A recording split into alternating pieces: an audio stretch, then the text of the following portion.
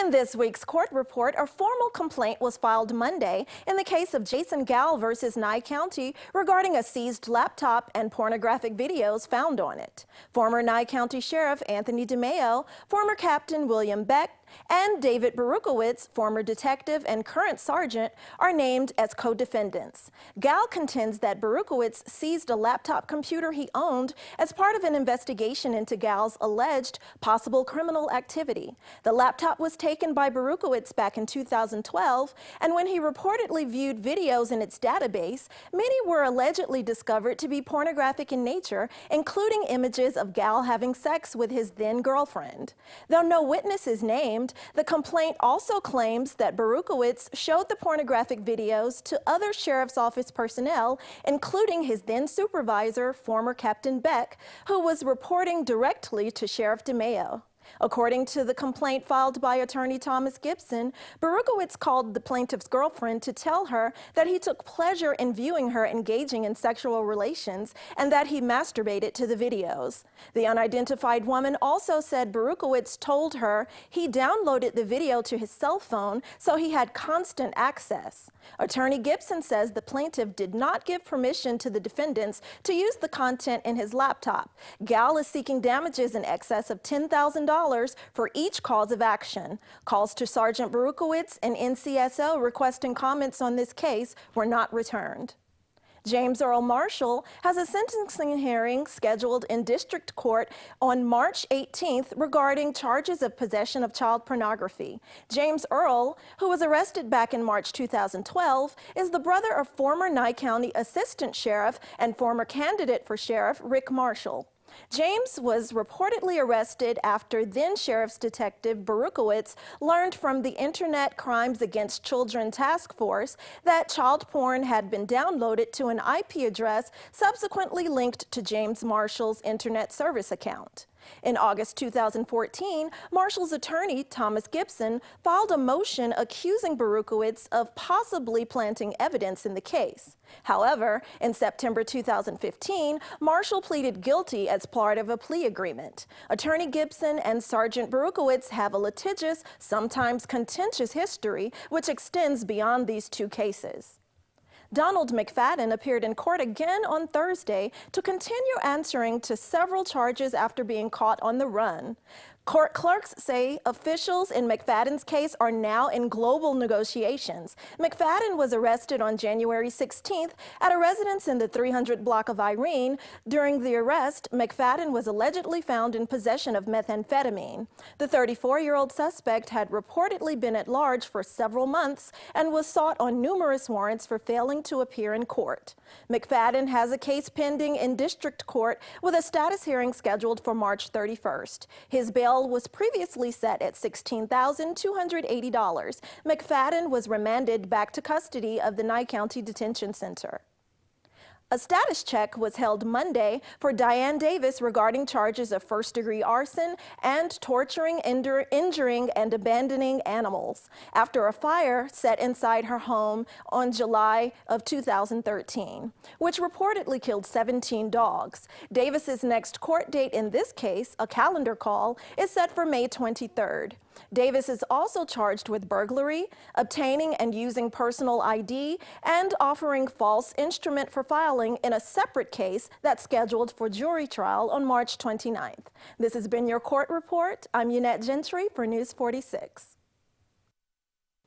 Well, last week, News 46 reported on a takedown of a couple suspects who allegedly left a jewelry store with items that were not purchased.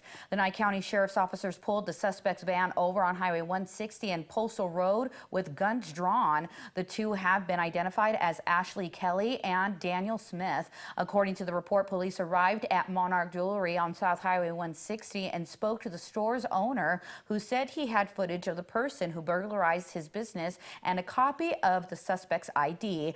The owner stated the suspect, Ashley Kelly, left in a blue Caravan with some jewelry and a piercing gun. It was then that other deputies spotted the vehicle traveling southbound on Highway 160, and the deputies on scene conducted a felony traffic stop in front of the Saddle West. The driver, Michael Sylvia, and Passenger Daniel Smith, when asked about the incident, stated neither knew Kelly had stolen jewelry until she produced bracelets and stated, "Look what I got," when they left the shop. While searching their possession, a deputy discovered Smith was carrying 2 knives, one with the dagger sharpened at both ends. Kelly was charged with petty larceny, while Smith was charged with possession of a dangerous weapon. Both were transported to the Nye County Detention Center. Today is Super Tuesday, which is when the greatest number of states hold primary elections or caucuses. Here's a rundown in your world news.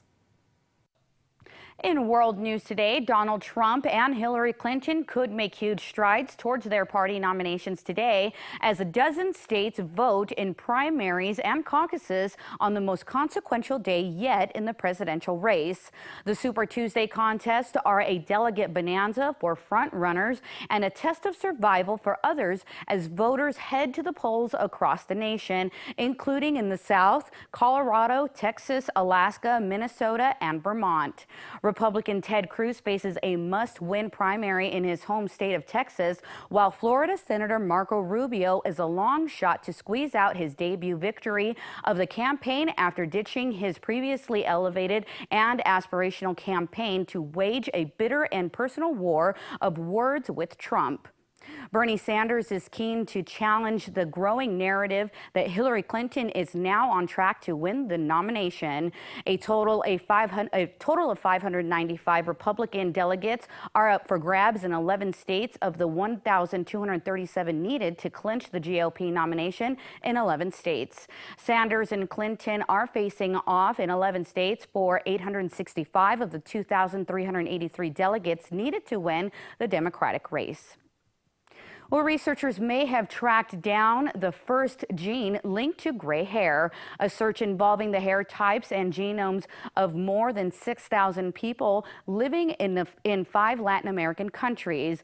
They looked into these populations because they represent a good mix of backgrounds, Europeans and their sometimes fair or curly hair, Native Americans and African Americans and their characteristic dark and straight or kinky hair. The name of the hair color thief is IRF4, a gene that probably acts as a cog in the machine in a cellular process that churns the melanin pigment in the hair follicle. Graying happens as follicles gradually run out of the pigment that gives hair its color, a process that happens at different rates for different people. The researchers made the connection between a specific variation in IRF4 and the gray hair trait exclusively among Europeans, who are known to have a higher chance of premature graying than people of other descent.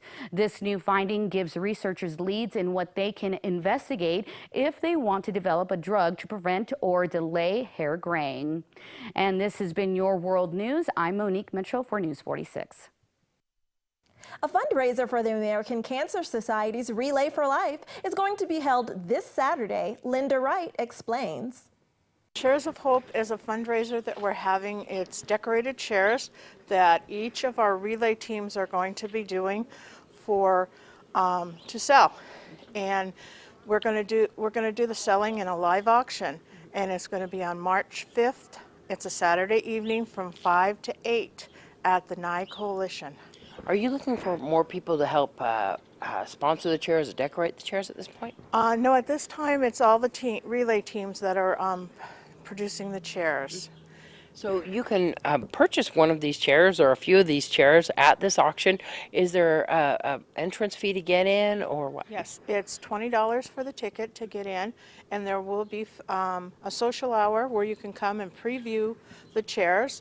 They'll be on display, and there'll be food and drink, and there'll also be a silent auction, and we'll have raffles that night. Are you looking for more items to raffle? Yes, I am. So if a business would like to come forward and donate some items, you guys are looking for that, how can they reach you?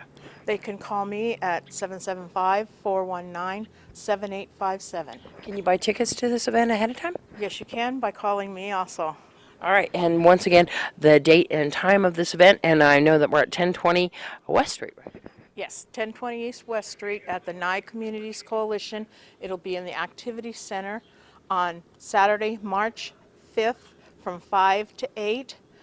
And it's sponsored by Boogie Shakers Crunch Dried Relay for Life team. And give that number one more time. It's 775-419-7857.